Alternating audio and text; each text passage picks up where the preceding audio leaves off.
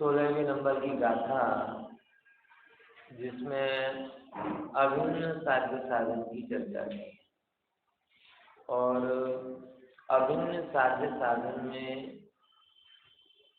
दर्शन, ज्ञान, चारित्र तीन ही, आत्मा ही एक आत्मा। और ये भी बताया कि साध्य आत्मा है तो साधन भी आत्मा, साध्य अनुभूति है तो साधन भी अनुभूति है, साध्य स्वभाव है तो साधन भी स्वभाव, साध्य स्वामे बसना है तो साधन भी स्वामे बसकर ही प्राप्त होगा। बराबर, यानी दोनों चीजें अलग अलग नहीं है। अगर अलग अलग नहीं है, अलग अलग हैं तो मोक्ष मार्ग नहीं, अलग अलग हैं तो मोक्ष मार्ग नहीं है, और एक है तो ही मोक्ष मार्ग। इसके बाद फिर हमने थोड़ी सी चर्चा ये की थी टीका में कि देखो, द्रव्य हमें दिखता नहीं है, गुण भी गुण रूप में नहीं दिखते, दिखती कौन है? पर्याय। जीव नहीं दिखेगा, श्रद्धा गुण भी नहीं दिखेगा, लेकिन अपनापन का भाव पता चलता है। चलता कि नहीं चलता? जीव कैसा दिखता है? एक्चुअल में देखा जाए तो जो भी हम जानते हैं जीव को अनुमान के द्वारा जानते हैं, शास्त्रों के द्वारा जानते हैं, लेकिन किसी से पूछा जाए जीव कैसा है, तो हम ऐसे चित्र ध्यान में कर लेते हैं। चित्र की ये जैसे शरीर बैठा है, शरीर के अंदर एक एक कोई चीज है जो अरूपी है। अब अरूपी है तो भी अरूपी को बताए कैसे? तो व्हाइट रंग बता देते हैं। समझे कि नहीं समझे? तो जीव दिखता नहीं है, श्रद्धा गुण भी दिखता नहीं है, लेकिन अहमपना समझ में आता है। बराबर, इष्ट अनिष्टपना समझ में आता है, मेरा तेरा पना समझ में आता है, कर्तापना ये समझ में आता है।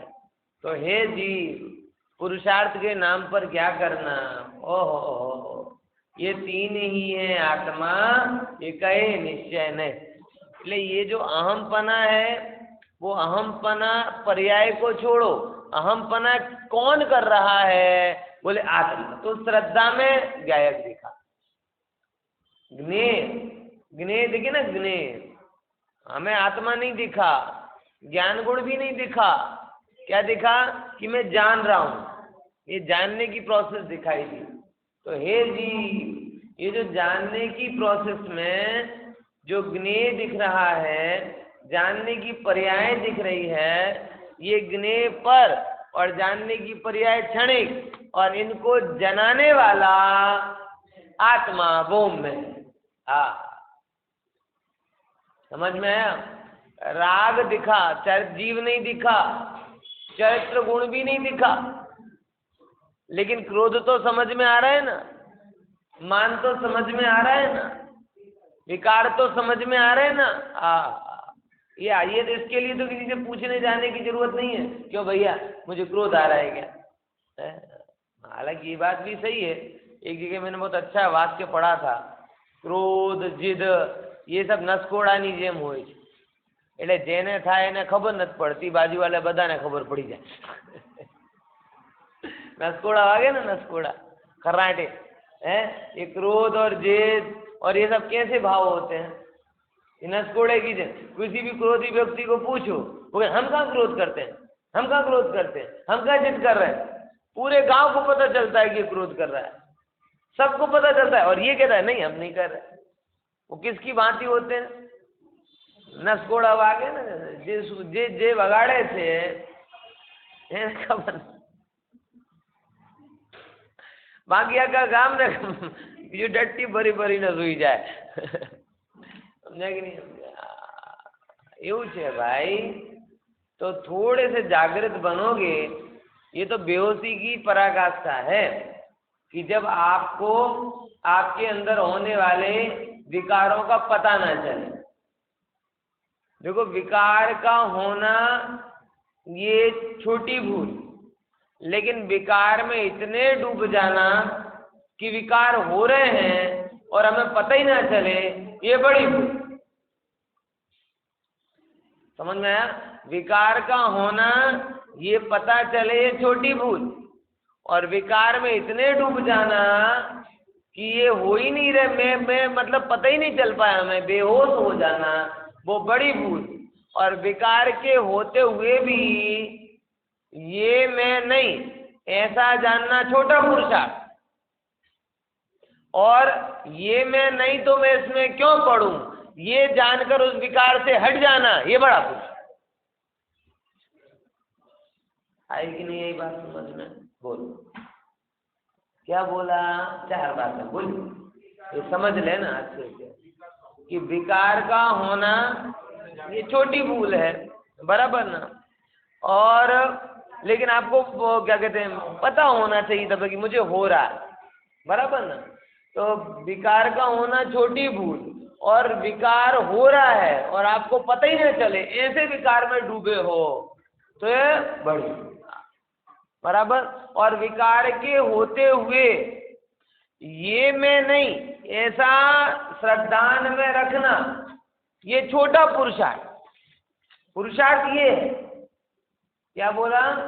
विकार के से दूर करने का पुरुषार्थ कौन सा होगा? प्राथमिक पुरुषार्थ क्या होता है? बोले प्राथमिक पुरुषार्थ होता है कि विकार के होते हुए भी ये मैं नहीं, ये चिंतन में जिसके चल रहा है। बहुत भाग्यशाली होते हैं जिनके दिमाग में गलत करने पर ये मैं नहीं हूँ, ये गलत हो रहा है, ये विचार आता है, ये छोटा पुरुषार्थ। और जब मैं ये हूँ ही नहीं तो मैं इसमें रहूं क्यों, ये जानकर उससे हटकर स्वभाव में आ जाना, ये बड़ा आई समझ में। क्रम की दशा है। तो चारित्र गुण की जब बात आती है तब यहाँ यही कहा जाता है कि देखो भाई, ये तुम्हें आत्मा नहीं दिखा, चारित्र गुण भी नहीं दिखा, लेकिन क्रोधादि भाव दिख रहे ना, राग आदि भाव दिख रहे ना, ये तो फील करते हो ना। बोले ओहो ये कहाँ हो रहे हैं? बोले ये अवस्था पर के कारण हो रही है, ये मैं नहीं, ये पर्याय है, ये मैं नहीं, और इनको जानने वाला वो मैं।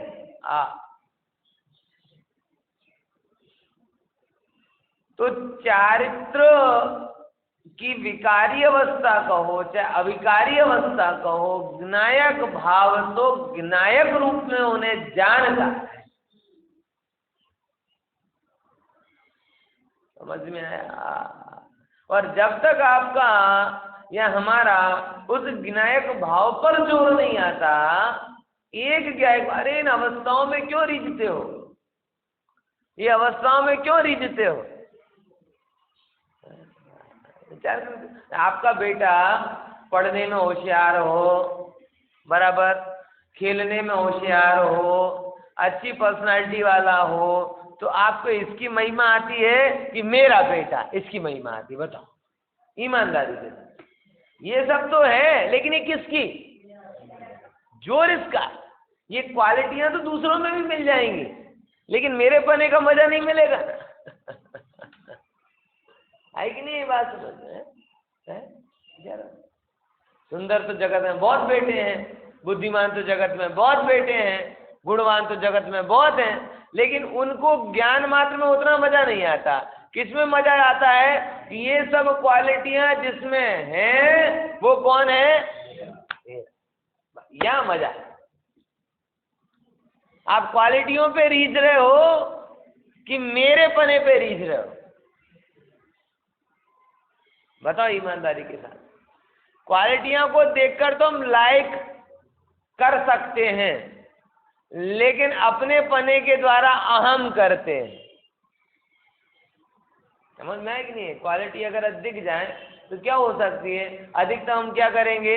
लाइक करेंगे, कॉम्प्लीमेंट देंगे, बराबर, और थोड़ा बहुत अपने बेटों को जला देंगे उसी के बात को लेकर। देख પહેલાના 90% આવ્યા ને આપણા તારા જો 70% 70% જ છે. પેલો કેવો છે, લાંબો છે, સારો છે, તું શું કરે છે, आखो એટલે बस थोड़ा बहुत ये करेंगे, लेकिन अपनेपन को हम तन में हो जाए. जिसको लाइक किया, जिससे जलाया, उसको टिफिन नहीं बना के देंगे, उसकी स्कूल की फीस का खर्चा नहीं उठाएंगे, उसके लिए चिंतित नहीं होंगे. लेकिन जिसके अंदर क्वालिटी नहीं भी है, समझ में आया, उसका सब करेंगे. क्यों? किसका जो मेरा. तो यहां यही बात बताना चाह रहे हैं, तुम दर्शन ज्ञान चारित्र गुण पे मत रीझो. इनमें क्वालिटी बहुत है, ऐसा नहीं क्वालिटी नहीं है. ज्ञान की क्वालिटी देखो, आज तक ऐसी हार्ड डिस्क नहीं बनी, सुपर कंप्यूटर नहीं बना जो लोकालोक को एक क्षण में जान ले. लेकिन ये आत्मा की ज्ञान गुण की पर्याय कैसी है, एक क्षण में लोकालोक को जान लेते. समझ में आया कि नहीं? इसकी क्वालिटी बहुत है. सारा जगत चलायमान होवे तो भी क्षायिक समकिति नारकी जीव क्या नहीं करता, उन दुखों से दुखी नहीं होता. श्रद्धा गुण की क्वालिटी देखो, है? विचार करके देखो. मुनिराज के चारित्र गुण की क्वालिटी देखो, कैसा अप्रतिहत चारित्र. अनंत परमात्मा के चरित्र गुण की क्वालिटी देखो कि समो शरण में सब कुछ दिख रहा है, केवल ज्ञान में सब कुछ आ रहा है, तो भी अंदर खुद छोड़ के नहीं जा रहे. क्या ऐसी ऐसी कोई चीज आपको दिखती है?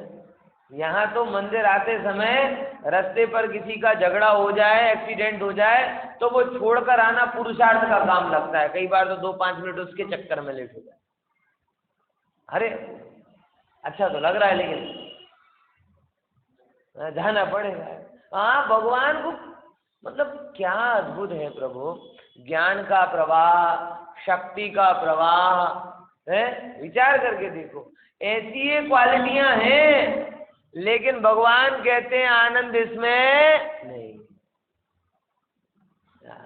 किसमें आनंद है? ये तीन एक आत्मा है, और जिसको आत्मा की रुचि दिखी उसे ये क्वालिटियां प्रकट हुई.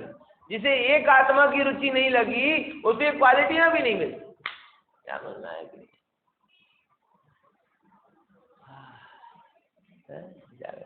जिसने एक को पाया, एक को अपनाया, उसको सारा जगत मिल गया, और सारे जगत के पीछे गया, वो किसी को नहीं पा पाया. भाई समझ में आया? इसीलिए यहाँ पे बोल रहे कि तुम्हारे वैभव से तुमको स्वयं को अलग मत देखो. तुम्हारा जो वैभव है वो वैभव तुम्हारा ही है, और एक पने का जो रंग. मैं समय सार को जानकर बड़ा नहीं, एक विनायक भाव, एक सुभराग के परिणमन से बड़ा छोटा नहीं हुआ, एक गायक भाव. दुनिया मेरे सामने से आ जाए, चली जाए, सलाम ठोके, गालियां बोले, एक गायक भाव.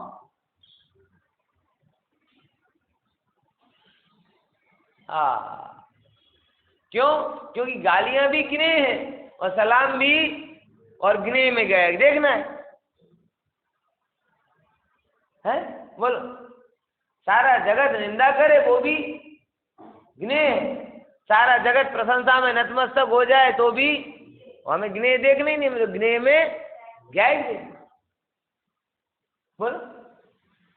शरीर में रोग हो जाए वो भी गिने, और शरीर मिस्टर यूनिवर्स बन जाए तो भी गिने. हमें गिने देखने ही नहीं, मैं तो गिने में गया ही देखना.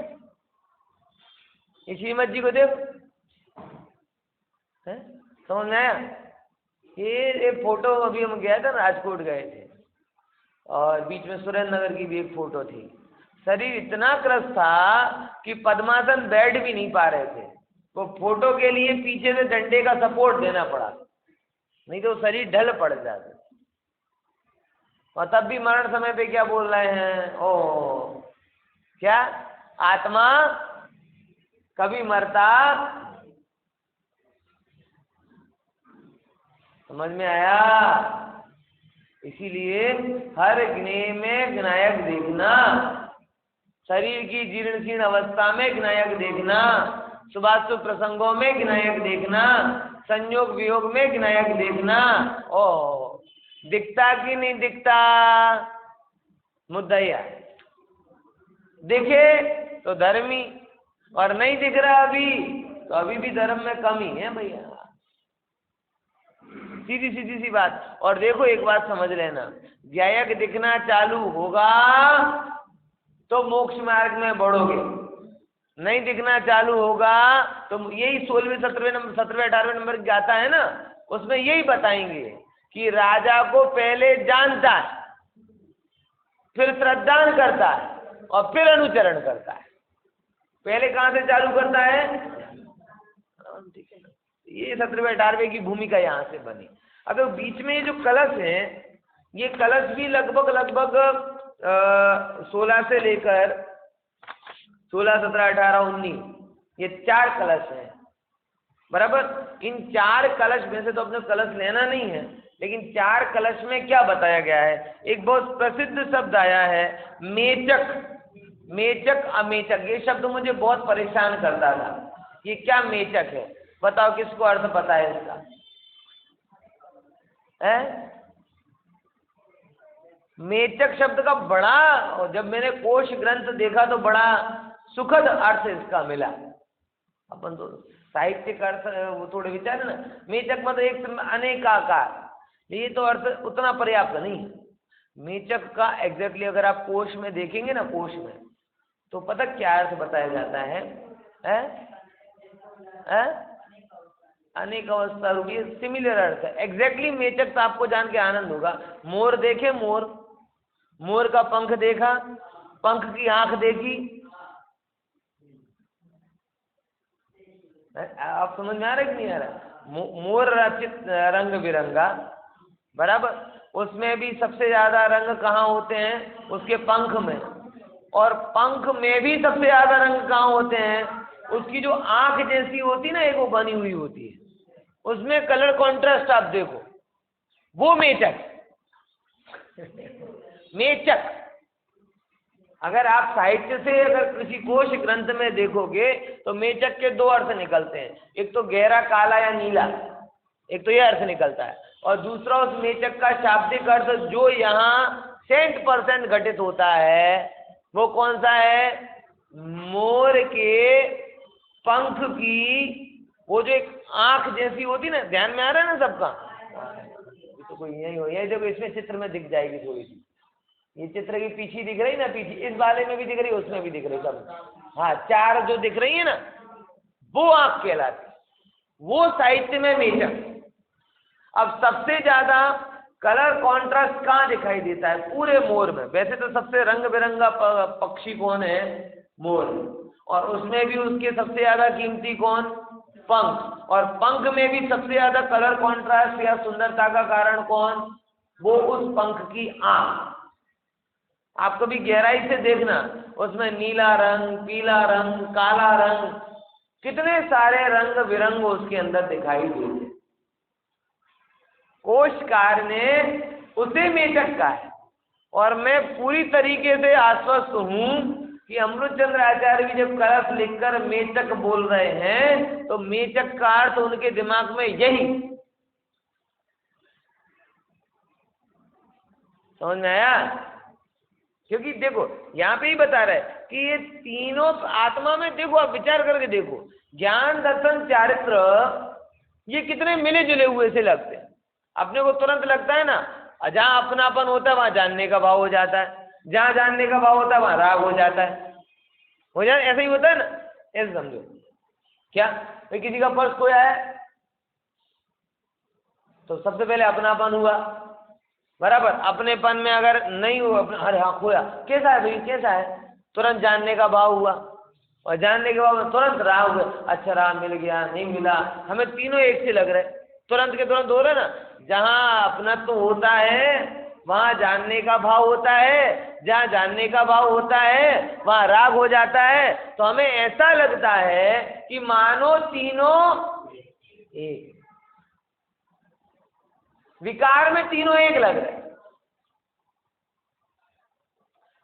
इतने घुले मिले से लगते हैं।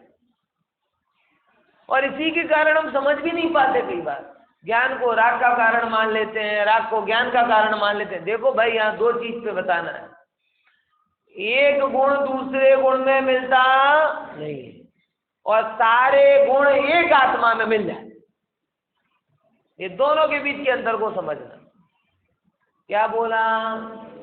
एक गुण दूसरे गुण रूप नहीं होता, लेकिन सारे गुण, अनंत गुण आत्मा में एक रूप से रह रहे हैं, एक रूप से रह रहे हैं। यानी आत्मा दर्शन ज्ञान चरित्र वाला नहीं, अमेचक, यानी मिलता ही नहीं, बराबर।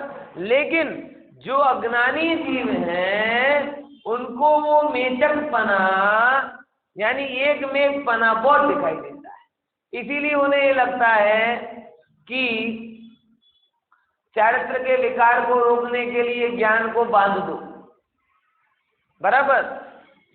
श्रद्धा के विकार को रोकने के लिए पर को सुधार दो।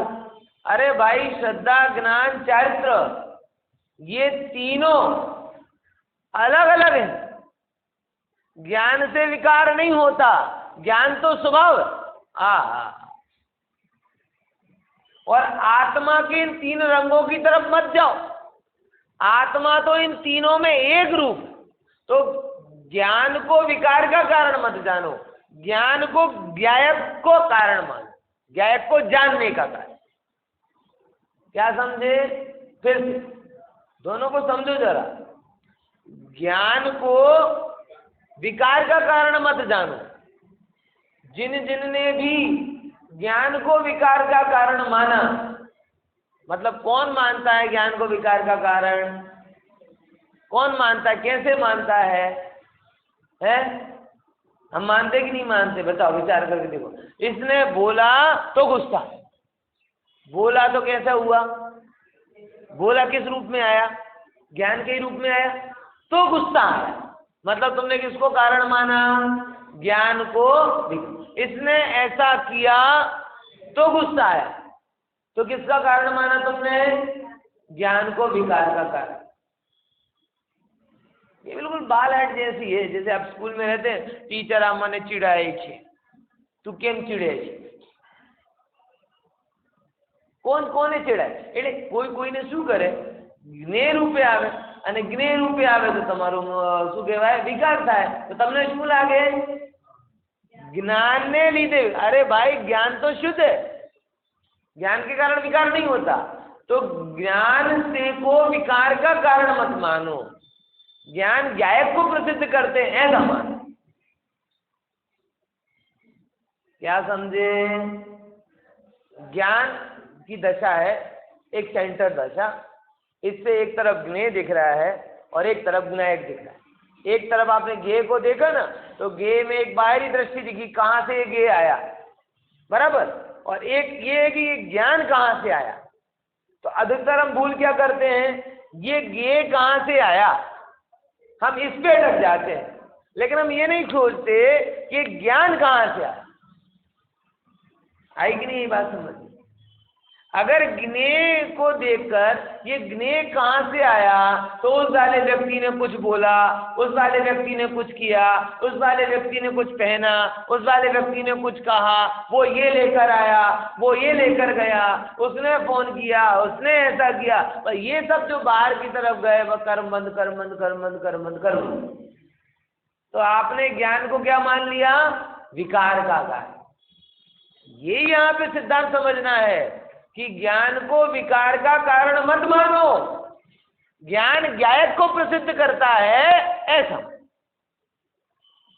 अरे ये सब जानने में आया है किसके कारण? बोले मेरे।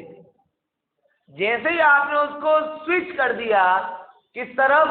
ज्ञायक की तरफ, तब आपका कर्म बंद है क्या? सरल है कि नहीं है? गाड़ी में तो सब प्रकार के गियर होते हैं, बैक गियर भी होता है ना, आगे के भी गियर होते हैं। आप हमेशा बैक गियर ही क्यों लगाते हैं? आगे जाने वाले गियर लगाओ, जो संसार में पीछे लेकर जाए वही गियर क्यों लगाते हो? नाने बच्चे छोकरे के ये मुझे चिढ़ा रहा है, ये मुझे ऐसा बोल रहा है। अपन बच्चों को नहीं बोलते, उसने तुझे ऐसा बोला, तू हो गया क्या? अरे कब बड़े बनोगे? जो बच्चों को सिखाते वो गुरु जी को, कोई अलग बात थोड़ी है। ये मैंने उल्लू कहने जाए थे ना, मैं तो उल्लू सही क्यों, तेरा क्या पास आ रही, सिखाते नहीं बता। बात तो सही है, ये उल्लू कह रहा है थोड़ी मेरे अंदर पास आ गई। तो जब बच्चों को हम सिखाते हैं कि देख, मतलब गणेश, बस भाव तो यही रहा ना, गणेश से तू वैसा नहीं हुआ, तो बड़े होकर तू क्यों ऐसा मान लेता है? किसी ने मुझे बुद्धू कहा, किसी ने मुझे नालायक कहा, तो हमें ये विचारना चाहिए कि कहाँ मैं बुद्धू हो गया, कहाँ मैं नालायक हो गया, कहाँ मैं जड़ हो गया, कहाँ मैं क्रोधी। मैं तो मैं हूं, मैं तो मैं हूं। बस जब गणेश से विनायक पर आ गए तो कर्म बंध हट गया, और गणेश से बाहर चले गए तो अनंत कर्म बंद हो गया। इतनी सी बात है, ये जानने में आना है ना, ये सेंटर पॉइंट है। यहां से आपको बैक गियर डालना है कि फ्रंट गियर डालना है, आप समझ लो। और गजब बात है, अद्भुत बात है कि जगत में कोई भी चीज गणेश के अतिरिक्त तो होती नहीं। जगत में कोई भी चीज जो आपको दिखाई दे रही है, एग्जैक्टली वो कुछ और है ही नहीं, वो मात्र क्या है? गणेश ही। मतलब मेरे ज्ञान का विषय बना, मेरे लिए उसका इतना ही अस्तित्व है। और क्या है मुझे बता। किसी ने भोजन में 56 भोग खिलाए तो भी क्या बना? गणेश बना। और किसी ने वो रूखी सूखी खिला दी तो भी क्या बना? किसी ने महल में रोका दिया तो भी क्या बना? किसी ने झुपड़ी में रोका दिया तो भी क्या बना?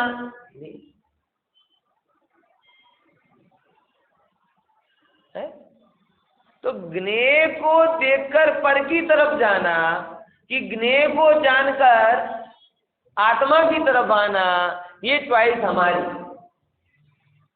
आत्मा को मेचक मानोगे तो पर की तरफ जाओगे, और अमेचक मानोगे तो अपनी तरफ आओगे। इतनी सी बात यहां पर बता, ये 3-4 कलशों में यही बता रहे हैं कि भैया तू दर्शन ज्ञान चरित्र वाला है, इस चक्कर में उस चक्कर में क्यों पड़ता है? आत्मा अमेचक है, रंग बिरंगा नहीं है, अतरंगी एक एक रंग वाला, चैतन्य रंग वाला है। ये देखो सारे के सारे कलश में यही बात बोली, मेचक अमेचक, मेचक अमेचक की खूब चर्चा है। देखो नजर कर लो एक बार। एक ज्ञायक ज्योति का भाव, सारे ज्ञायक को प्रसिद्ध करते हैं, सारे दृश्य दृष्टा को प्रसिद्ध करते हैं, सारे भाव स्वभाव को प्रसिद्ध करते हैं। समझ में आ रहा कि नहीं आ रहा है? फिर से क्या बोला भैया? सारे ज्ञेय किसको प्रसिद्ध करते हैं? विनायक को प्रसिद्ध करते हैं। सारे दृश्य किसको प्रसिद्ध करते हैं? दृष्टा को प्रसिद्ध करते हैं। और सारे भाव किसको प्रसिद्ध कर रहे हैं? स्वभाव को प्रसिद्ध कर रहे हैं। भाई स्वभाव में सामर्थ्य है तो भाव हो रहे हैं ना। भाव शक्ति स्वभाव है कि नहीं? भाव शक्ति तो, और भाव शक्ति के कारण क्या हो रहा है? आत्मा में जो भी भाव हो रहा है वो हो रहा है। तो भाव, सारे भाव, राग के भाव, क्रोध के भाव, मान के भाव भी किसको प्रसिद्ध कर रहे हैं? स्वभाव को प्रसिद्ध कर रहे हैं। क्योंकि स्वभाव अगर अगर स्वभाव में राग करने की ताकत ना हो तो कोई माई का लाल राग नहीं कर। वैभाविक शक्ति स्वभाव से है कि नहीं? जगत में पीछे जाना, ये गाड़ी का पीछे जाना है खराब माना जाता है, लेकिन गाड़ी में बैक गियर होता है तो ही जो पीछे जाती, बैक गियर के बिना पीछे नहीं जाती। यानी बैक गियर भी उसकी सिस्टम को बता रहा है। ऐसे ही तेरे अंदर में विकार भी क्यों हो रहा है? क्योंकि उसकी होने की भी ताकत है। स्वभाव के बिना तो तू विवाह भी नहीं कर सकता है। आ रही कि नहीं आ रही बात समझ में? बड़ी आनंददायक बात है भाई। स्वभाव के बिना तो मैं विवाह भी नहीं कर सकता, यानी मुझे तो विवाह में भी स्वभाव दिखाई देता है। मतलब विवाह स्वभाव हो गया ऐसा नहीं कह रहा, लेकिन विवाह होने की लायकात भी स्वभाव से है, ये कह रहा हूं। आ रही कि नहीं आ रही विनोद भाई? है क्या क्या समझ आ रहा नवीन भाई? है विवाह स्वभाव के बिना मैं विवाह नहीं कर सकता, यानी अगर मुझे क्रोध हो रहा है तो भी मैं मेरे आत्म स्वभाव की मर्यादा के बाहर नहीं जा रहा। समझे कि नहीं समझे? क्योंकि जो हो रहा है उसकी शक्ति मेरे अंदर में है, मैं उधार लेकर क्रोध नहीं कर रहा हूं। ध्यान से समझना। ये जानने का मतलब फायदा क्या हुआ? फायदा ये नहीं हुआ कि आप विवाह को स्वभाव समझ लो। फायदा ये हुआ है कि विवाहों में स्वभाव छिपा हुआ है, तुम उसे देखो। है कि नहीं? बात समझ है? विवाहों में भी स्वभाव छिपा हुआ है, तुम उसे देखो। होली के दिन माता अपने बेटे को, बच्चों को पकड़ पकड़ के नहला रही। बोले क्या कर रही हो बहन? 7-8 बच्चों को तो नहला चुकी। बोले क्या करूं, मेरा बच्चा कौन सा है पता ही नहीं चल रहा, इसलिए जो पकड़ में आता उसे नहला। है कौन है कि नहीं है? क्या क्या बता रहा है? अब ऐसी माँ हो जिसे ये बता भली भांति नहीं पता चल रहा हो कि काले पीले नीले लाल रंग में मेरा बेटा कौन सा है, उसकी मेहनत कितनी बढ़ जाएगी। और ऐसी माँ हो जिसे तुरंत पता हो कि काला पीला नीला लाल हरा गुलाबी कोई भी हो, ये मेरा बेटा है, तो उसकी मेहनत तुरंत हो जाए, एक झटके में दूर हो जाएगी। जिनवाणी ये कह रही है कि विभाव काला पीला हरा नीला ये मेरा बेटा नहीं, लेकिन काले पीले नीले के बीच में जो छिपा हुआ है वो मेरा बेटा। तो उसका काम आसान हो गया। उसका काम कैसा हो गया? आसान हो गया है भैया। इसीलिए विवाह में स्वभाव नहीं है, लेकिन ये विवाह की दशा भी स्वभाव से हो रही है। ये जानकर लाभ क्या हुआ? ये जानकर लाभ ये हुआ कि भाई ये विवाह है, यही मेरा क्राइटेरिया है, लेकिन ये मैं नहीं हूं। मैं तो इनसे, आपको सच बता रहा हूं, बार बार कहता हूं इस बात को, शुद्ध दशा में शुद्धता तो कोई देख लेता है, कोई भी देख लेता है। तीर्थंकर को शुद्ध मानने में, अनंत को सिद्ध मानने में, शुद्ध मानने में, सिद्ध को शुद्ध मानने में कोई पुरुषार्थ नहीं है। एक छोटा सा बालक भी भगवान के नाम पर सब शुद्ध मान लेता। समझ में आया कि नहीं आया? छोटा सा बालक भी, लेकिन अशुद्ध अवस्था के बीच में भी शुद्ध स्वभाव विराजमान है, ये पारखी जानता है।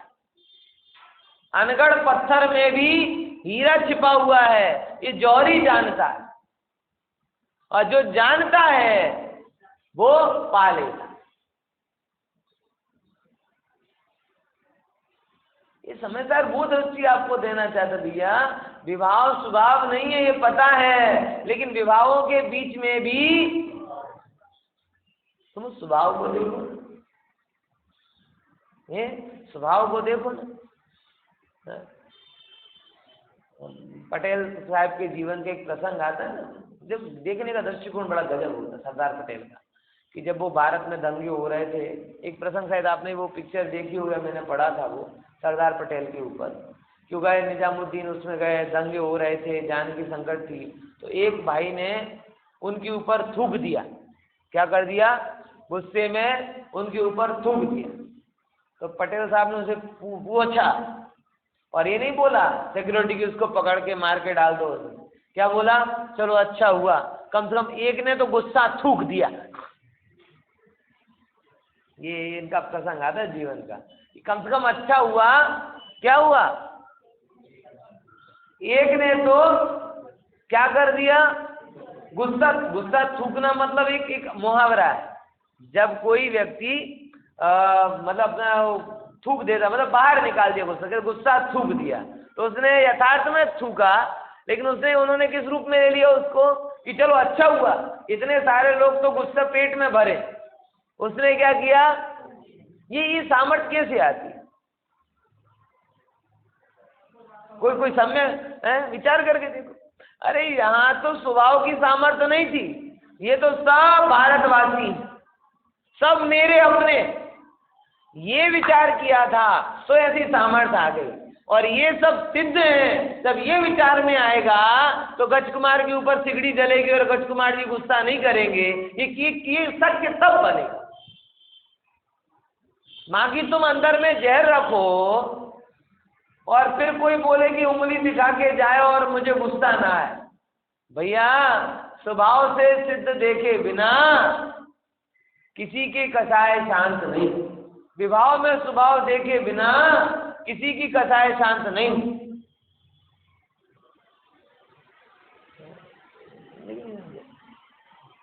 कहते ना, कोई मुझे आंख दिखाएगा तो मैं आंख नोच लूंगी, कोई दो बोलेगा तो 10 सुनाऊंगी।